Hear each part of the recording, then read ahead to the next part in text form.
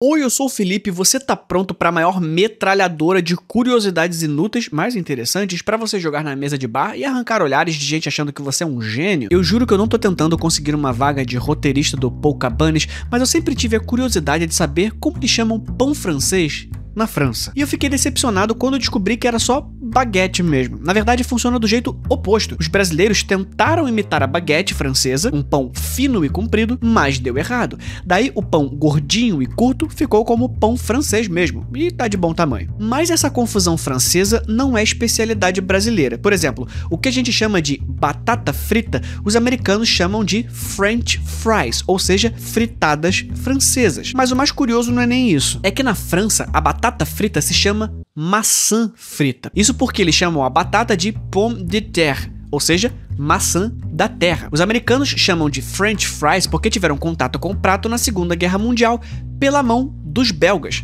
que falam francês. Aí ficou fritada francesa mesmo. Mas além do francês, os belgas também falam flamengo. Sim, na verdade, o idioma é mais conhecido como neerlandês, que além da Bélgica também é a língua oficial da Holanda, que na verdade não se chama Holanda, e sim Países Baixos. É que a Holanda é só uma parte dos Países Baixos. Na verdade, duas. A Holanda do Norte e a Holanda do Sul. São os Países Baixos porque boa parte do território está a mais de 20% abaixo do nível do mar. Várias cidades só existem por causa de sistemas de dique que impedem inundações. Então a Holanda é uma parte da Nederlândia, que significa país ou terra baixa, no próprio neerlandês. E uma das variações mais comuns do neerlandês é o flamengo. Isso porque o dialeto surgiu no norte dos Países Baixos, uma região chamada de Flandres, que vem do latim medieval Flandria, e que significa basicamente terras alagadas por motivos óbvios. Os povos da região de Flandres são chamados de flamengos e não flamenguistas, porque em 17 de novembro de 1895,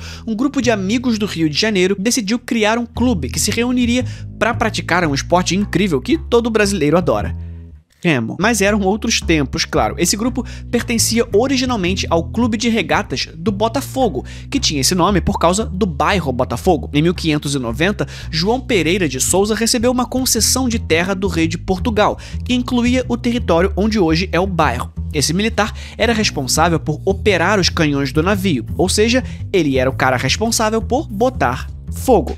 Em 1894, surge o Clube de Regatas do Botafogo. E um ano depois, esse grupo dissidente funda o Clube de Regatas do Flamengo, que, igual o grupo anterior, tinha esse nome devido ao bairro. Já o bairro ganhou esse nome por causa dos Flandres, que eu falei agora há pouco. Em 1599, um corsário neerlandês chamado Olivier van Noort tentou invadir o Rio de Janeiro. Ele conseguiu só tomar a praia, que seria chamada até hoje de Praia do Flamengo, e até tentou saquear a cidade, mas tomou uma pisa dos colonos portugueses que já estavam aqui há mais tempo. Só que o nome acabou pegando. Se hoje nós chamamos qualquer neerlandês de holandês, algo parecido acontecia no passado, mas com Flamengo, que basicamente era um termo genérico usado para qualquer um que viesse do norte da Europa. E a praia que o Flamengo tentou invadir, aos poucos foi virando o nome de toda a região. E muitos séculos depois, aqueles flamenguistas do remo esbarraram nos fluminenses. Flumen vem do latim e significa Rio. É por isso que quem nasce no estado do Rio é chamado de fluminense, diferentemente do carioca, que vem do tupi antigo. Cari, que é homem branco ou estrangeiro, e oca, que significa casa. Então, carioca é só casa de homem branco, porque foi aqui no Rio de Janeiro onde os portugueses fizeram seus primeiros assentamentos, mais especificamente onde hoje é o bairro da Glória, perto do Flamengo, onde não conseguiram invadir. Mas o meu ponto aqui é que em 1911, o Clube Fluminense, fundado em 1902 como o primeiro clube exclusivo de futebol no Brasil, teve uma briga interna também e vários decidiram sair. A diretoria queria manter o time amador, como era de costume da elite coxinha da época. Enquanto isso, alguns nomes importantes, tipo o Alberto Borgert, queria reforçar o time com novos atletas e profissionalizar a coisa, com pagamento de salário e tudo. Quando as reformas foram vetadas, Alberto e vários outros jogadores saíram, basicamente o time todo, e foram procurar um novo clube. Só que o Alberto já era sócio do Flamengo, por causa do remo, lembra? Assim, juntou-se o útil ao agradável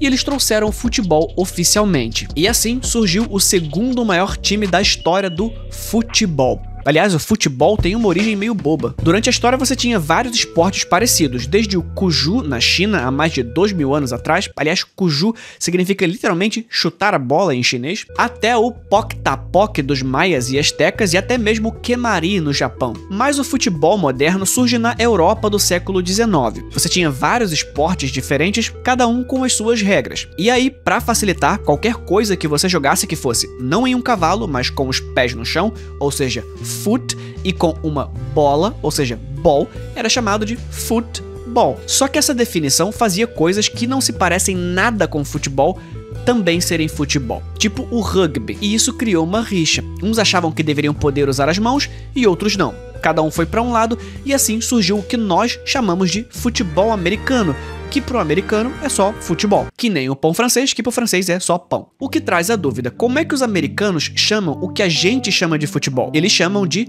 soccer, porque essa briga que eu citei para definir o esporte deu origem à Associação do Futebol em 1863, em Londres. E os que jogavam esse jogo pelas novas regras estabelecidas eram chamados de associados, ou ASOC, que aos poucos foi virando soccer. Essa coisa de traduzir para o inglês sempre gera umas confusões muito malucas, tipo a montanha-russa, que apesar do nome, não foi inventada na Rússia. O que existia lá no século 17 eram rampas de madeira cobertas de gelo, chamadas de Katalnaya Gorka, ou montanha deslizante, muito populares entre a aristocracia. A França, fascinada pela novidade, tentou reproduzir a ideia, mas com carrinhos sobre trilhos. Assim nasceu a versão mecânica do brinquedo que conhecemos hoje. A primeira montanha-russa comercial de verdade, pensada como um negócio de entretenimento, surgiu nos Estados Unidos em 1884 com a Switchback Railway, em Coney Island. Curiosamente, enquanto o resto do mundo chama o brinquedo de montanha-russa, na própria Rússia, o nome mais comum é Amerikansky Gorky, que significa montanha americana. O que é curioso, porque lembra como eu disse que esse entretenimento era chamado na Rússia lá no passado? Montanha deslizante? É exatamente assim que os americanos chamam a montanha russa. Roller coaster. Mas essa confusão de tradução não para por aí, porque precisamos voltar à culpa brasileira. Depois da caipirinha, claro, um dos coquetéis mais famosos aqui no Brasil é o rabo de galo, uma mistura de cachaça e vermute com limão e um bitter. Ivete! Nossa. Rabo de galo! E esse nome não é à toa. A tradução de coquetel é literalmente rabo de galo. Cock é galo e tail é rabo. Aliás, você já parou pra pensar por que os americanos chamam o pênis ereto de cock? É porque o galo é um pinto crescido. Mas falando sério, o que aconteceu é que nos anos 50, a empresa italiana Cinzano começou a produzir vermute em solo brasileiro e, para popularizar o produto, incentivou que ele fosse misturado com cachaça, criando uma bebida simples e acessível. O hoje clássico rabo de galo. Só que a palavra cocktail soava refinada demais para o balcão do boteco, então foi traduzida ao pé da letra. Rabo de galo. Tá, mas por que cocktail originalmente? Não se sabe com certeza, mas uma das teorias mais aceitas diz que cocktail veio de uma confusão linguística diferente. Um barman francês servia drinks amargos, os bitters, nesses copinhos de ovo. Os ingleses adoraram e queriam muito saber o que era aquilo que tinham bebido, apontando para o copo. O francês achou que os ingleses se referiam ao copo e não à bebida, e chamou o objeto pelo nome francês, coquetier. Assim, os ingleses saíram divulgando aquele drink maravilhoso que tinham bebido, o tal do coquetel. Só que o que eu acho mais fascinante sobre a empresa que traduziu o coquetel para rabo de galo é que eles não se ligaram que o brasileiro costuma dar mais valor a tudo que vem de fora. Tudo bem que o rabo de galo foi eternizado, mas talvez manter um nome gringo tivesse dado um alcance ainda maior. A gente tem vários exemplos de comidas gringas que não são gringas. A torta holandesa, por exemplo, foi criada nos anos 90 por Silvia Maria do Espírito Santo, uma doceira de Campinas que trabalhava no Café Bruges em Campinas. Ela sofreu um acidente na Inglaterra em 1989, onde perdeu o namorado e ficou com sequelas. Ela passou aquele ano trabalhando como governanta para uma família de holandeses, para quem preparava sobremesas com frutas do quintal. Quando voltou para o Brasil no ano seguinte, ela provou um pavê, que é uma sobremesa francesa, em Campinas, e decidiu recriar a receita para o seu café. Fez adaptações, aprimorou a sobremesa com aquele biscoito calypso coberto de chocolate e, em homenagem aos patrões holandeses que a acolheram, batizou a sua criação de torta holandesa. Mas é aqui que vem a reviravolta, porque apesar de ter um nome francês, o pavê que serviu de inspiração não é francês. Na verdade, em francês, pavê é a palavra usada para qualquer bloco de calçamento, tipo um paralelepípedo. O pavê carrega esse nome como uma referência à montagem em camadas do doce, como se fosse um doce criado para ser um chãozinho. Os franceses chamam doces montados assim de charlotte, por causa da rainha Charlotte, esposa do rei George III do Reino Unido no fim do século XVIII, e era feito com pão de forma embebido em manteiga e recheado com maçã. Mais tarde, o chefe francês Marie-Antoine Carême adaptou a receita substituindo o pão por biscoitos de champanhe e o recheio quente por creme gelado. E assim, o doce passou a ser chamado de Charlotte russa. Pois é, acontece que o Antoine Carême foi o primeiro chefe celebridade da história e cozinhou para muita gente famosa, incluindo o czar Alexandre I da Rússia, a quem ele dedicou o prato, assim como a moça de Campinas dedicou a torta holandesa. Basicamente, nós pegamos essa salada de referências, adaptamos a receita por volta do século XIX para ingredientes mais baratos, como biscoito de maisena, e voilá, surgia assim o pavê. Aliás, a escrita correta é maisena com S, tá? Mas Felipe, a caixinha aqui de casa tá com Z. Então, é que o maisena com Z é uma marca registrada e não um produto próprio.